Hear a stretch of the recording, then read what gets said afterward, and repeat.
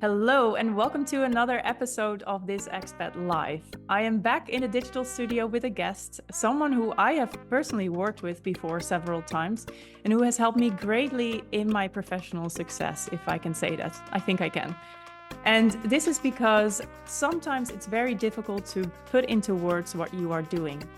But to find the right words is very crucial if you are an entrepreneur, but also if you're an employee looking for a new job or showing your expertise to the online world or to your boss. So being good with words and being able to translate what you do into concrete ideas is essential for your career, no matter where you are and what you do. And so today I invited a guest who is excellent at doing this, who has helped me and several others as well. I'm joined by Ashley van Heiningen, who is a communication strategist and who is going to give us some tips about what you can do for your professional personal brand as an expat. Welcome, Ashley. Hello.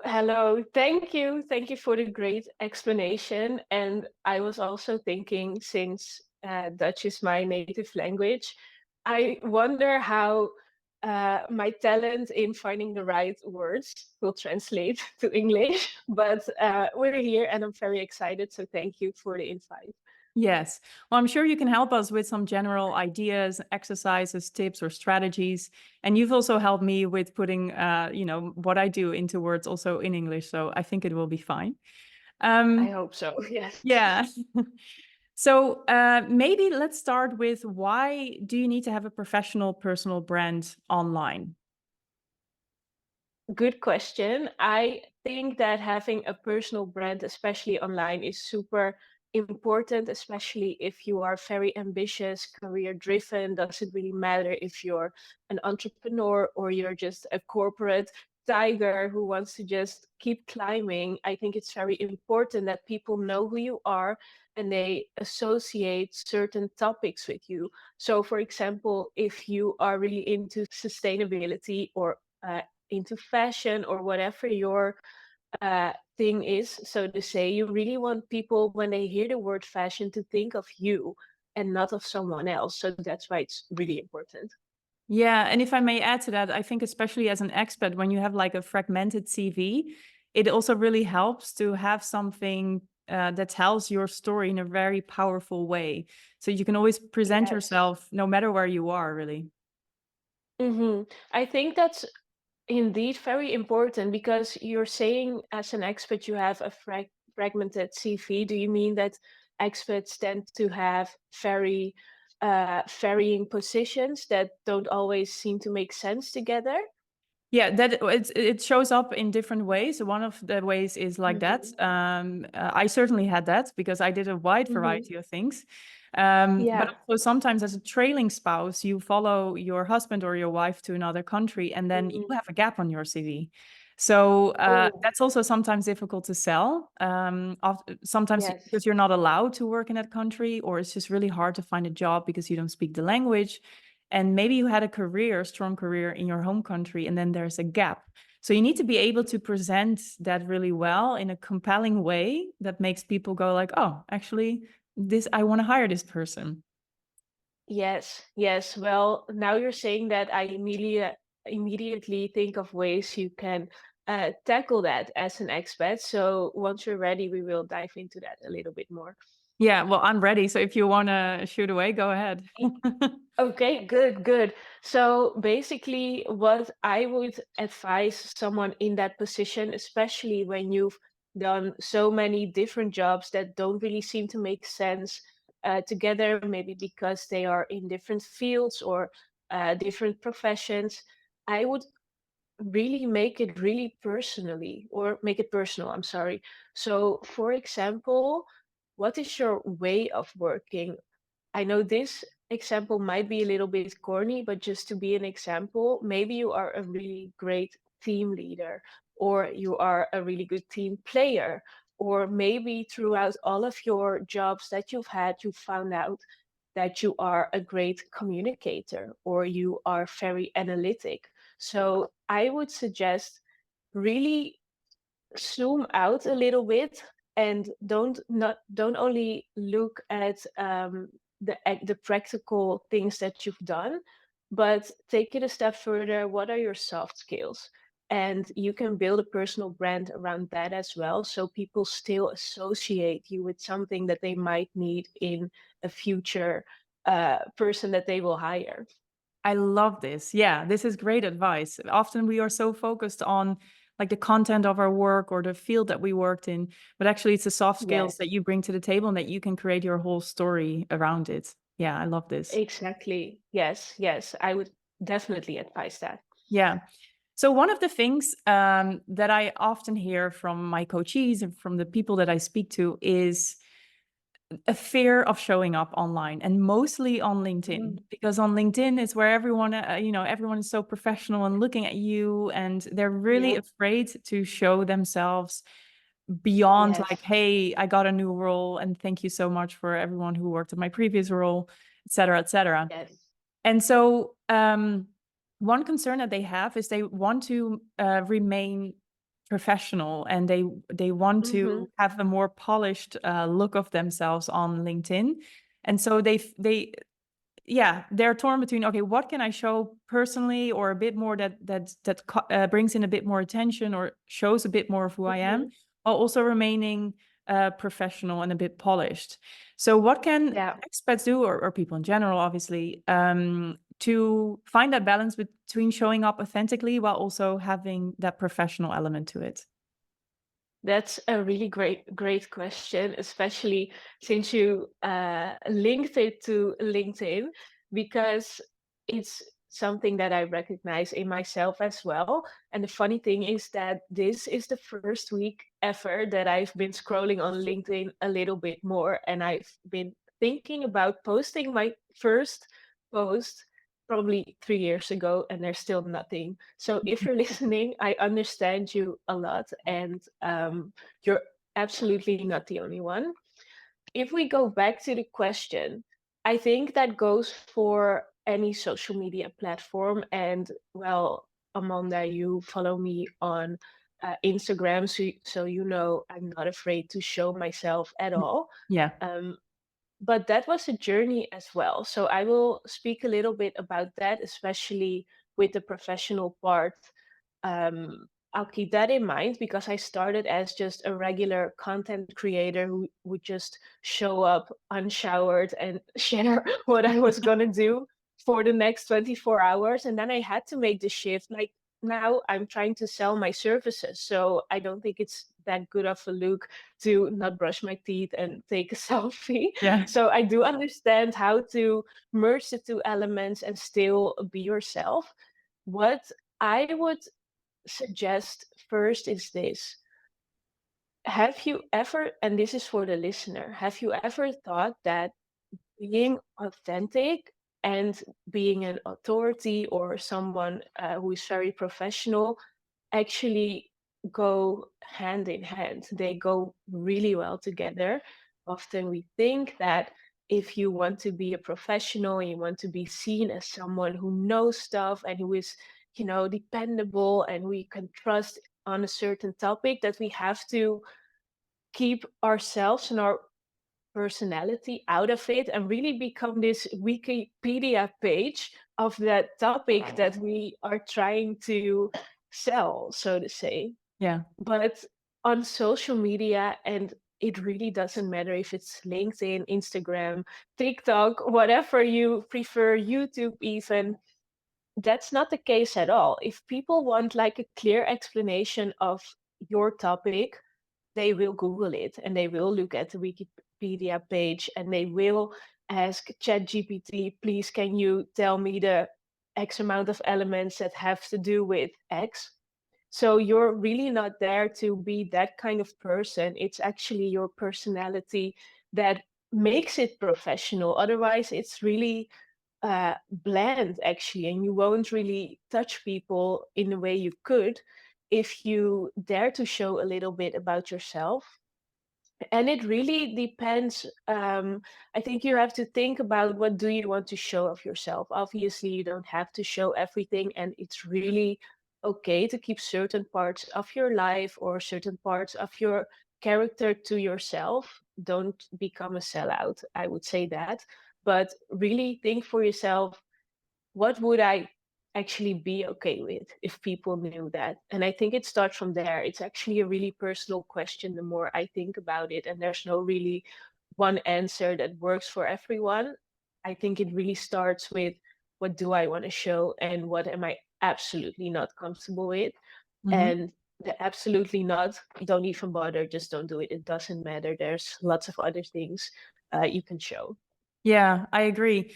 There are parts that I mean, I'm very open on Instagram, especially also my podcast, but there are Hmm. parts that I don't show, like my love life. No one knows what's going on over there, because I don't want to involve other people in my personal brand. And other Yes, than that, I'm very open, and I've really learned that the more you do it, the less big it becomes in your mind. And I can understand that a lot of absolutely. people who are not yet so present on social media, if you ask them, what are you comfortable with that other people know of you? And they might be like, well, if my friends know this about me, it's totally fine. But if that person, Tom from finance from that company, Mhm. sees this on LinkedIn, ooh, that's scary.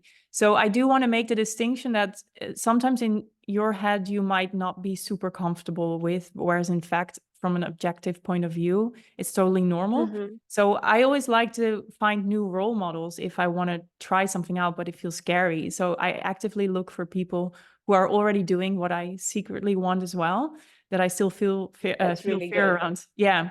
So if you are That's really, really good. yeah, so if you are that person who wants to be more on Instagram or on LinkedIn, find some people, find Ashley on Instagram, find me on LinkedIn, that are already doing that, so that you see, hey, it's actually quite normal and people respond Yeah. normally to it. And I like it because Yeah. I feel a connection with them.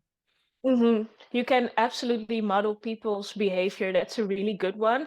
And the funny thing, because you mentioned Tom from finance, is that when you really think about it, it's usually only a few people that you're actually scared about. So Yes. we're making it very big, like, I don't want anyone to know this about me. But when you think about it, the only thing you really don't want is your ex-boss to see it, because he's a prick. I'll just say it. I'm sorry. I don't think that's a good That's word, okay. It's but a I'm safe sorry. space here. You But don't want Tom from finance to see it. You don't want your neighbor to see it. And those are the three people that you really care about, that yeah, you absolutely, that are holding you back. And when you put it like this, LinkedIn as well as Instagram and all other platforms have a beautiful unfollow and unfriend and block button. So that's how I actually started. I remember when I really started making content, I created a separate account for myself, and I felt like, I'm just going to do it. Everyone who used to follow me, I know this might not be your cup of tea. I'm not going to promote it to you all. I'm just going to start here. If you find me organically and the content speaks to you, you're welcome to follow me. But I'm not going to do it here in this space where I have all my friends who have not um, asked for me to share all this stuff. So that really helped me. And then the blog button, sometimes people would start following me, and then I still felt like, no, this is not for you. And I would just yeah, block them, because if you know your purpose, your goals, and why are you here online, what message are you trying to send out? And also, why is this important for my life, for your life, if you're listening? You just have to block them, because there is no way in the world uh, where they should be able to control you like that. yeah. Oh, I so agree. Yeah, that's a really good tip as well. Yeah. Okay, so we tackled the fear of showing up online, but what if you actually want to start and you're not an entrepreneur? So I know very clearly what I want to talk about and why, also because you helped Hmm. me. But if you're an employee, either you want to talk about your career, you want to present yourself in that way, or you want to do something just for fun, more about your personal life. Like, what Hmm. should they include? What should they focus on? Where should they start? Do you have any tips for that? Absolutely. I would actually start by thinking, why do I want to make myself more visible? And that could be for many reasons. Maybe there is one specific country that you want to move to because they have this big headquarters where you would like to work for this specific company. Or maybe you would just like to have more projects in a certain topic that you would want to be hired for. Maybe you want to get to know a few people somewhere in a specific field because you need them for a project you're already working on. think about, first of all, what is actually your goal? Because when you know your goal, it's always easier to reach it because you can just reverse engineer and try to figure out what are the steps you have to take to get there, right? So start with your goal in mind. That would be the first thing. Hmm. And then the second thing is start to think about what do you want to be known for? And like we already said at the beginning of this episode, it can be many things. It can be actual hard skills that you have, but if those don't really seem to make sense, it can be soft skills or it could be a topic of interest. So I already said the word sustainability because that's always the one that comes to mind when I think about this. Maybe that's just something you find really important, and the role that you have within a company doesn't really matter unless or as long as you can bring the lens of sustainability to that specific role that you're having. So think about what do you want to be known for and what kind of work do I want to put out, and start from there. Think about, okay, well, this is my topic. I'm going to assume you know a lot about it. And from there, start thinking, okay, so what's the first thing I would like to share with my audience about Great. this? Yeah. Yeah, this is really important, knowing why and what you want to do it and what you want to bring forward. And so let's say Yeah. they have those two ticked off. What Mhm. what makes good content? That's a good question. There's a lot of things that go into making good content, and I don't know if you've ever heard of the YouTube channel by Mr. Beast, but he No. is making.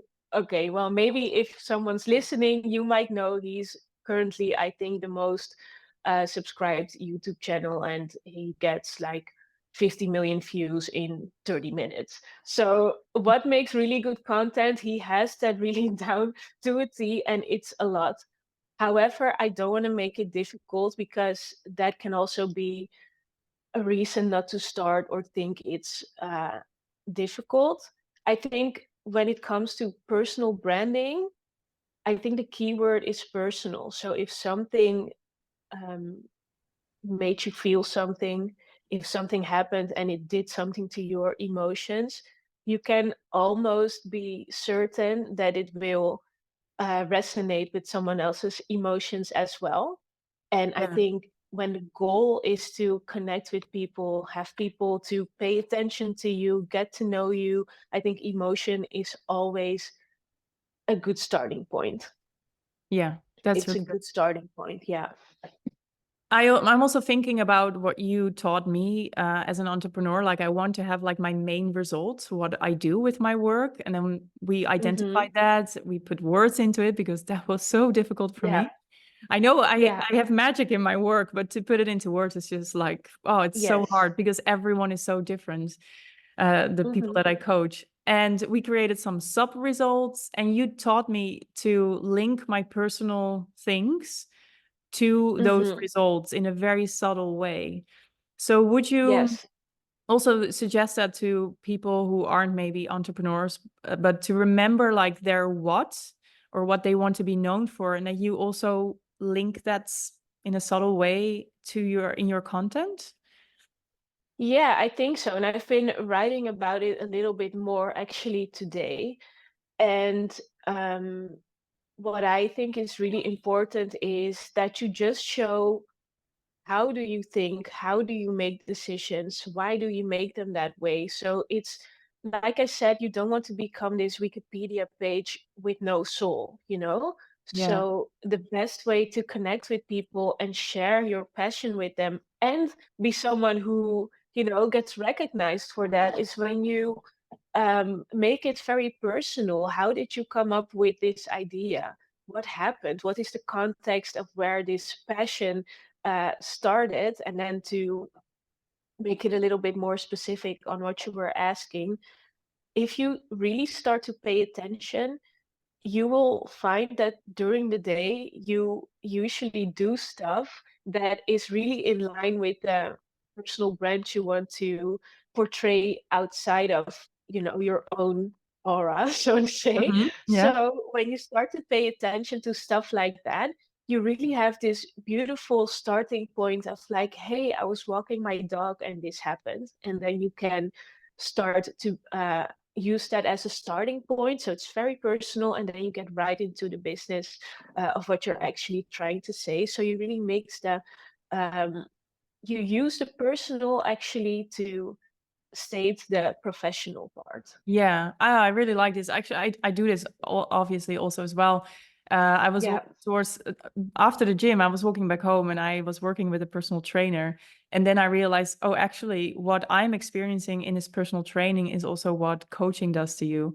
And so I use that, Mm. that my own personal activity as a hook to explain what I do in coaching as well.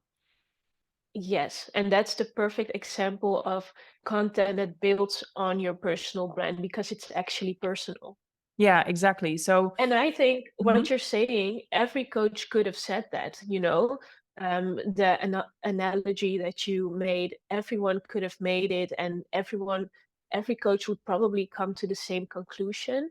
But mhm, because you linked it to your personal experience, even if it's as small, so to say, as, hey, I was with my personal trainer and this thought came up, that's what makes it you, and that's what yeah. makes some people want to learn from you, and other people might think, not for me, but that's okay. Yeah, exactly. And I also think to make it a bit broader, I often talk about running and I have my things that always come back in my daily life, my cats Hmm. also, and people start to recognize you for it. So if you link those personal things to the business, like those personal hooks get recognized by people. And like you said, you attract and you repel people, you attract the right ones, you repel the other ones. But also, I think because I run half marathons and marathons and I train all the time, I'm not a super fit girl, but people recognize that also in my energy. Like, oh yeah, you're someone who has the eyes on the goal and you go for it. Yes, And so that running exactly. energy also is translated or to my energy or the other way around. Like you Yes, said, definitely. yeah, Yeah. Yeah. So that's really about something I always say, and that's be your own biggest example. I don't know if it translates to English like that, but what I'm saying is it's really easy to talk about what you think and why you think them, and that's good. But I think a great personal brand is someone who actually lives their vision. So to come back to sustainability, it's beautiful if you want to work towards sustainability. And granted that nobody has to be perfect, it would be a little bit weird if you would get a private jet every country you go, yeah, so that then wouldn't line up. But um, just be the biggest example of what happens and the good that happens when people align to your vision, and show yourself as an example of that. yeah. Then you also don't always have to talk about your topic, and you still make the associate people will still associate it with you. Yeah, I love this. You mentioned a couple of minutes ago, like some questions to ask yourself, like I can't remember what they were, but maybe like why did I take this decision? How did my thinking go? Hmm. Just to wrap up this interview in a minute, but do you have any other prompts that people can use to create their first content for their professional personal branding? Oh, that's a really good one. Okay. I think the easiest one, but maybe it's personal, but for me, the easiest one would be um, just share where you are right now. What's going on in your career, in your life, and what are you at a crossroads? Have you just found your passion? Like, what's going on right now in your life and in your career? If it's a first post, I would probably start there because it's just really easy, really personal. You don't have to make up stuff. Mhm. So that's where I would start. And then I actually have to think about journalism. I think it's been a long time ago, but I remember the questions like who, what, where, how, why. I Yeah. think those are the questions, and I would, if I had no idea what I would have to post, I would base them around one of them. So, for example, if we start with the who, you can think about back to the goal, like who do you want to attract, right? Hmm. And maybe if you start there, you can think like, hey, what would I want to say to this person today? What would I want them to know today? What happened to me today that I absolutely want to share with this person? Um, then you go to the what, and that could be obviously many things, but let's say the what is your expertise. You can think, hey, what's something that most people don't know about sustainability, but they absolutely should know?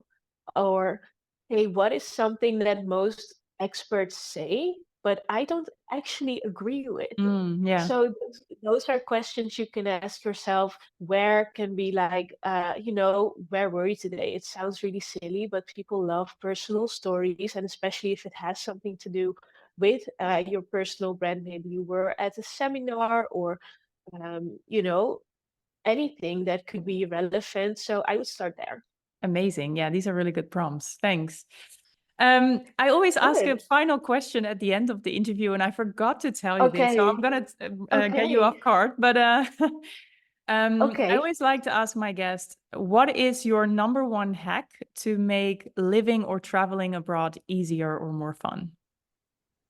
Okay, I'm gonna be very honest. I Uh-huh. have zero wanderlust whatsoever. My last vacation was to Laren, which is in the same province I actually already live in. And then the vacation before that was to um, Liège in Belgium. Hmm. So I have actually zero wanderlust whatsoever. But what would make my life better traveling is try to make sure you can sit in the lounge or the lounge, I don't know how you say it, at the Lounge. airport. Yes. So if that's possible and if you have the budget, definitely I would do that. I've done it a few times and now I feel like I'm broken because I don't want to sit at a Yeah. regular place anymore. But obviously, I don't always, I obviously fly economy as well. But that just made traveling so much better for me. It was quicker, less overstimulating, Yes. so that actually, and then something I've learned also, but I guess many people already do that, is really take your time with the luggage and don't try to rush it in 1 hour and just try to put everything in your luggage and rush out, but just do a few things every day leading up to moving. But I feel like everyone who's listening has traveled way more than I am. So probably they should have to give me tips on this and then I'll keep to the communication advice and then we're good. Yeah. Well, thank you anyway for your honest answer. And actually, they might know this already do this, but it can also be a good reminder for them.